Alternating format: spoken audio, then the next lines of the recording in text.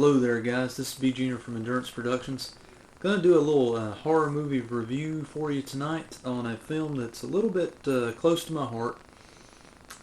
It's the second in the series of Phantasm movies, of course, aptly named Phantasm II. Newly released on DVD for the very first time.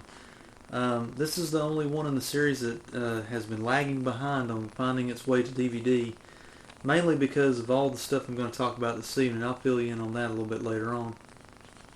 Phantasm II, I've had a copy of it on VHS forever. You can see this one's an old ex-rental and it's been around the block. It's all beat up. Yeah, kindly rewind. Look at it. It barely even has a soundtrack left on it. A sound, because it is wore out. This tape is wore slap out. Just to kind of start up this review a little bit, let me tell you a little backstory. In case you haven't seen my movie poster videos, give you a little background. I actually got to see Phantasm II in a drive-in movie theater in Hickory, North Carolina, the very summer before they tore the drive-in down. So I find myself very fortunate to have this memory of Phantasm II. I saw the original Phantasm on home video a couple years before I saw Phantasm II, of course. And I was totally blown away by this movie.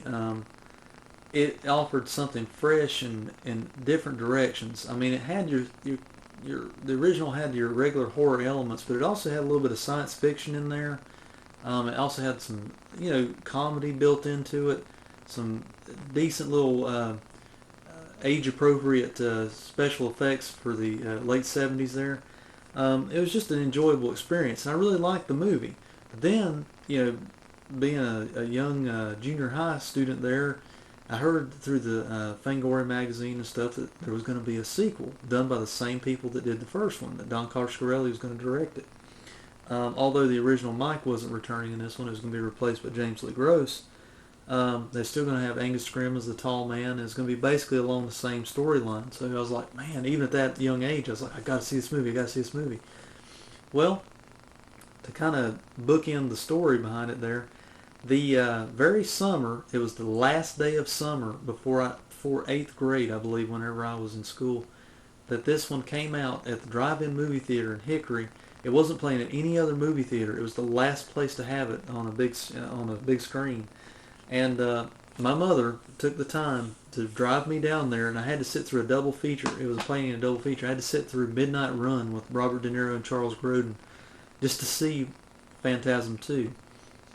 I gotta say, folks, it's one of my best movie-going experiences. I'm really glad I got to do it. We sit out in lawn chairs, put the little speaker on the car, but it was just really great. Can't say enough about it. That's neither here nor there. Let's go through the review here. Just kind of give you a quick rundown on the story here. Phantasm II, of course, is a sequel to the original Phantasm that came out in 1979. I believe this one was released in 1988 by Universal Studios. This was the now infamous big budget approach to Phantasm. It had a little bit upgraded special effects, sound, visuals, with a couple of returning members from the original cast. Of course, they replaced Mike in this one with James Lee Gross. Reggie Bannister does show up in the role of Reggie, and Angus Scrimm in the role of the tall man. The story follows along a little bit of the same lines. There's dream sequences in it. There is of course, Angus Scrimm is still going from graveyard to graveyard, harvesting the newly dead and reanimating them and crushing them down to dwarfs, the little dwarf creatures that he sends back to his alien world to be his slaves, basically. That's basically the story all over again. But this one's done a little more slicker, a little more money behind the project. You can tell it's got the big budget behind it and everything. It's done a little bit better than the sequels that followed this one over the next decade or so. Gotta say, it's probably next to the original my favorite in the series, just because it literally picks up where the original leaves off, and it does it justice. It doesn't do it in a hokey, corny way. This one offers laughs as well as the first one, especially with the little dwarf creatures. I think you can see one of them right there on the back. Gives you an idea.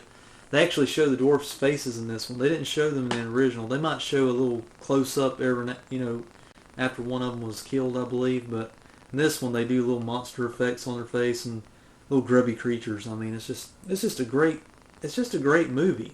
That's why I really like it. It's really held up well over the years. The only problem is I've had to deal with this full screen version, VHS, barely watchable version forever. And that's why I want to take a little bit of time and tell you about this one. I mean, the original has been re-released, I believe, twice on DVD, and parts 3 and 4 are out on DVD as well. Part 2 had to take an extra decade to find its way to DVD, and that's why I'm so happy to have this one.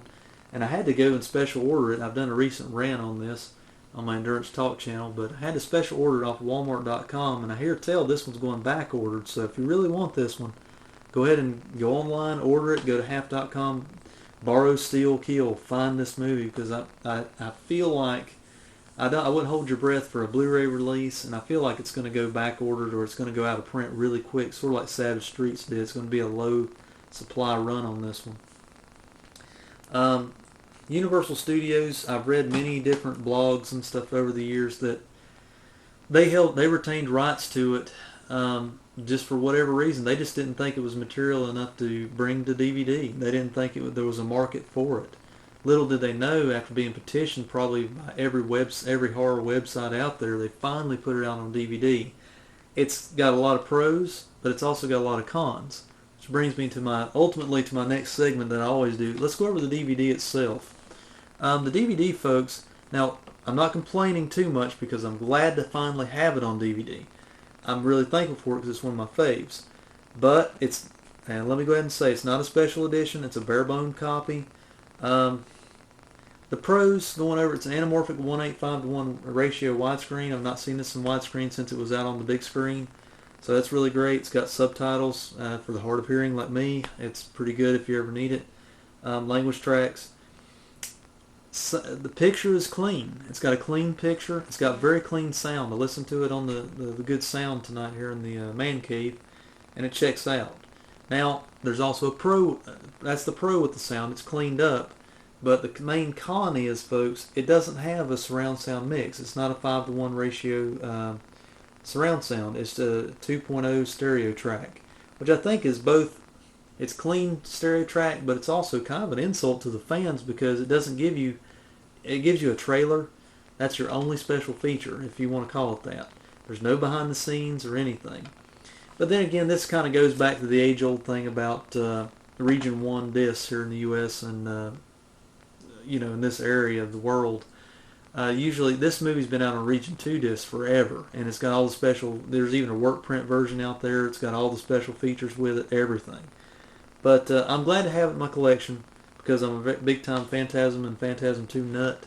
I'm really crazy about these movies. I really enjoy them because they offer a little bit of everything in them, and I really enjoy them, watching them over and over again. Love the tagline, too. The ball is back, boy! I just never get tired of them. Glad to have it in the collection, but MCA Universal out there, this is B Junior talking straight to you guys. Listen to me now. You get a D- in this DVD presentation. So, the only thing I can say is, guys, 2 words. Anchor Bay. Get your hands on this one.